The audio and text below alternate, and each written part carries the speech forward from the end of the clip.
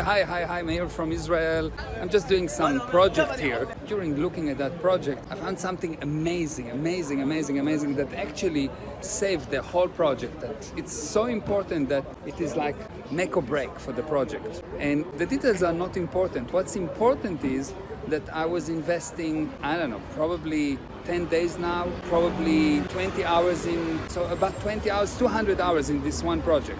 And because I was willing to look, I found the thing that actually gave me total control over that project and actually fixed a major problem. What did I learn? I've learned that if you confront something fully, that thing will never hurt you. To fix anything, you only have to be able to gain the ability to confront it. What does it mean? To look, and don't skip anything. Like look, get full duplication of the thing, and any problem you have in your life will go away. That's all for today. Meir Ezra. Bye-bye.